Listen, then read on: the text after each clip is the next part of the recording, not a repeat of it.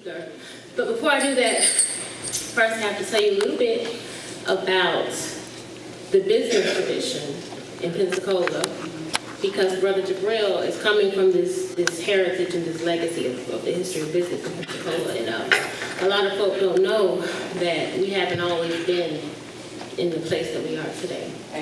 We haven't always been living check to check, and it hasn't always been hard times for us here. So it's very important for us to recognize that we stand on the shoulders of people who did a lot of work before us. Amen. And it wasn't just Belmont de Villiers, pre-Jim Crow. Even right after captivity, right after the Emancipation Proclamation, there were a group of men on the docks who were working for themselves. And some Cajun men from Canada came down to try to take their jobs. So those brothers weren't having it. So they met them with resistance, armed, shotguns, and told them, "You're not going to take our jobs." All right. To the point where they tried to call in the national government to stop these black men from demanding that they can keep their own jobs. But at the time, because everything was so good in Pensacola, because the city councilmen were black, because at the time the mayor was black, the city government said, "We can't help you. I suggest those Canadians go back home." All right. And that's what happened. Because when you have a situation where your community supports you, and they support your business, and it's all connected, we know the relevance of interdependence for each other. So when this brother and others who might be entrepreneurs who have their own businesses, it's our responsibility to support them. Amen. Now, we know that there was Sam Charles here, where Trader Joe's is. That was a black shoemaker. We know that the first president of Florida A&M University lived here. He had a law office on Palafox. We know that there were many union organizers here, that there were black men from this church who owned real estate all over downtown, all up and down Government Street, Zaragoza, and Intendencia. I've seen the records myself. Black folk own all of this, and now we're losing it. So that was because everybody saw the importance of supporting each other's entrepreneurship, supporting each other's businesses. Now, some of us, unfortunately, think the white man's ice is colder. It's not. If you have an opportunity to support your own, and it's okay to say that you have your own, to support your own, I suggest you do so. Now, this brother Jibril, he's the president of Paysell Systems, a technology company that specializes in solutions for prepaid wireless industry, and everybody uses cell phones now. I'm a loyal customer, Jibril. Born in Denver, Colorado, but raised in Pensacola, Mr. Sulaiman graduated from Pensacola High School in 1999 and went on to attend the University of West Florida. It was only a few years after that Mr. Sulaiman decided to pursue his entrepreneurial ambition. Jibril, this brother right here, is the association, the UWF Association State President, Alumni Association President. Brother Wire here, so you might want to talk to him. He opened his first wireless store, InStyle Wireless, in 2001, and consequently became known as the cell phone man to many people around town. He operated several other stores under the name of Cell Phone Place in Pensacola, Foley, Mobile, and Tallahassee. Solution-oriented by nature, Mr. Sulaiman identified an issue accepting phone payments at his stores in 2010 and developed a streamlined platform that allows customers to make payments 24 hours a day. In 2011, the platform was marketed to other independent wireless stores under the company name Paysell Systems Incorporated.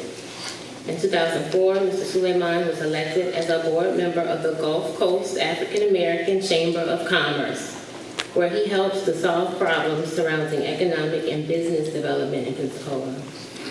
Career goals are secondary to his most important title, husband and father to his wife, Robin, his 12-year-old son, Tariq, and their 2-month-old daughter, Asha.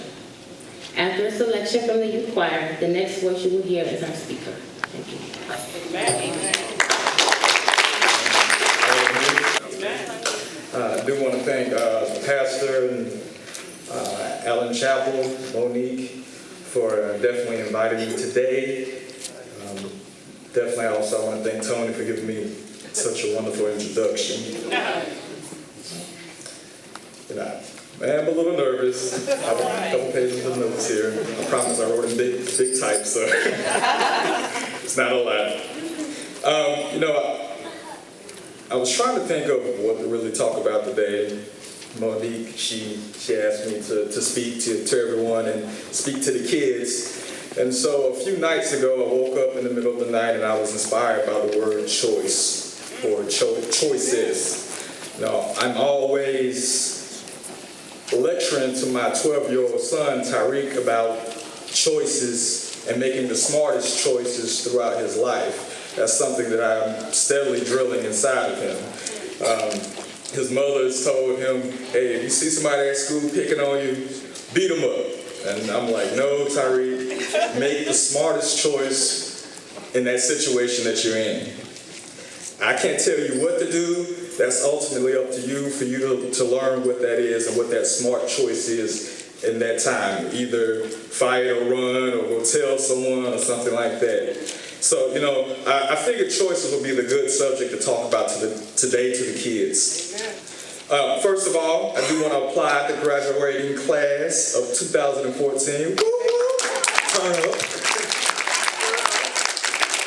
Especially those who made the choice of seeking a post-secondary education. Amen. Whether it's college, whether it's a technical school, whether it's a university.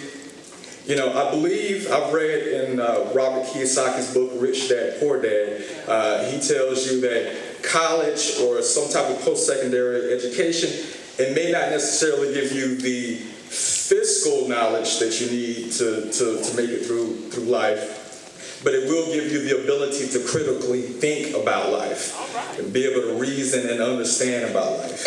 Anyone who is graduating and wants to go into the military, wants to serve in our armed forces, I do want to apply those individuals as well. I'm not sure if you want to hear, but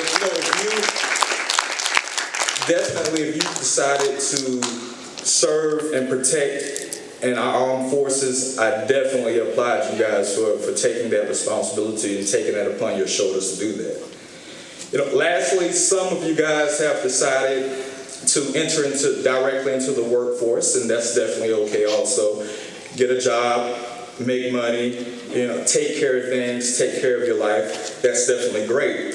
All of these choices, all of these decisions represent milestones and things that are going to affect, of course, your future careers. Amen. I do want to talk about what is a choice. I believe a choice is a human option within God's overall plan.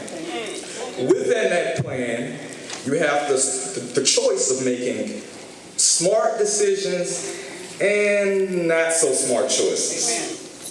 Amen. I like to call them what in the heck is wrong with you choices. All right. Each of you ultimately have the responsibility for choices in your life and to make the smartest choices given those circumstances. Our environment, our past experiences, they all play a role in the way we make decisions in our life. This includes your parents, the people you hang around, and especially to the kids what you go through in high school, because I know high school did a number on me, and that helped shape me. And it's rough going through high school sometimes, but everyone is going to make it. You're going to make it out. You're going to be able to prosper through that. You have to take these experiences, whether positive or negative, and turn them into the smartest choices in life, and trust that God will be there to help pull you along in His plan. Amen. A month or two ago, a guy, he hit me up on Facebook, not hit me up, PM me, private message me. For anybody who doesn't know Facebook, they can send you a message directly. He told me, he said, hey Jibril, you look like you're on another level. I don't know what that means. If anyone knows me on Facebook, you know that I'm a member of the Gulf Coast African American Chamber of Commerce, a board member. I run my technology company and so forth. So I post a lot about business-oriented posts and so forth. If you know me also, you know that I'm a car enthusiast, particularly Audis. I drive an A7 right now. So, you know, my wife, I asked her for my birthday to actually rent out Five Flag Speedway so I can take it on the course there. But that may be one of those, Jibril, what in the heck is wrong with your choices? It may not be the smartest choices, according to my wife anyway. I digress though. Definitely. You know, this guy, he's 21 years old. Like I said, he asked me basically what he needed to do to get on my quote-unquote level. You know, and I thought about it. I thought about all the experiences that I've had to go through in building my business and having to lose a business and build a business again and have that business slow down and have to transition to another business and so forth. And I tried to find the best way I could to explain to him on what he needed to do. And the answer came in my head was that he needed to make the tough decision to make the smartest choices in his life. And let me say that again. He needed to make the tough decision to make the smart choice in his life. And sometimes those decisions, even getting ready to make those smart decisions, is a tough job and it's a tough accomplishment. 12 years ago, I started out at the flea market selling cell phones. I was 20 years old, getting up at the crack of dawn every Saturday. And if anybody remember their 20s, sometimes it was that prime time for partying and having fun and so forth. And but what I did instead was I decided to pursue my ambitions as an entrepreneur. So that's getting up every Saturday and Sunday, sacrificing not going out to the club or anything like that, dealing with the sweltering heat that's at the flea market in the summertime, and dealing with the frigid cold temperatures at the flea market during the wintertime. But long before that, I made the choice to always have a clear and sober mind. That meant not drinking, not smoking, never smoking anything in my life. When I say anything, I mean anything, and I'm proud of that to today. That I can tell my son, hey, your dad hasn't picked up anything and hasn't intoxicated himself. So that's what I want to be able to, everyone here to understand, and even my son as well. I believe that choice to keep a clear and sober mind has allowed the ideals, the inspiration that God has given me to flourish, from that. I explained to this guy on Facebook, he's 21 years old. Like I said, he works at Wendy's. I went to his Facebook profile. He said he has 2 kids and all. He basically wanted to know how to excel. And like I said, I told him you have to make the tough decision to give up on the vices that inhibit your own mind, the inspiration that God can give you to flourish, the ideals that you may have. You have to make the tough decision to give up on those vices. Also, I told him that you need to start on the path of critically thinking. That means you need to look for post-secondary education. Start on that path. Find some place that you can apply yourself and apply knowledge and learn how to critically understand and reason throughout the world. And like I said before, school gives you that ability. Amen. Although I didn't finish college myself, the few years I attended gave me the foundation of learning to reason, comprehend, understand the world around me. And those are tools that everyone that's growing up needs. And then I applied those tools to my own business for success.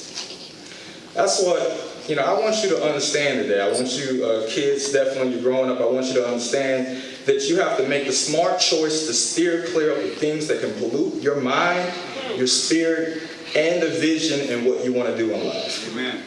Honestly, for a long time, all I wanted to do was make money. And at your age, you're getting out from under your parents and so forth. And, that may be something that you want to do also. Figure out the best way. Figure out the best way to do that, to earn a living. Figure out the smartest way to be able to do that. Go to school, learn a trade, serve in the armed forces, start a business. You know, it's 2014, our lives are engulfed in technology. We see it all around us: Facebook, smartphones, flat screen TVs, whatever it is. You know, I want to be able to see young African Americans that I can hire my own technology company. All right. You know, so go out there, learn how to apply yourself, learn something that you can really apply to in real life. In conclusion, I know it seems like for some of you that life may be making the choices for you, but you have to understand that you have to get off your butt, stand on your feet, and be part of the plan that God has for you. Thank you.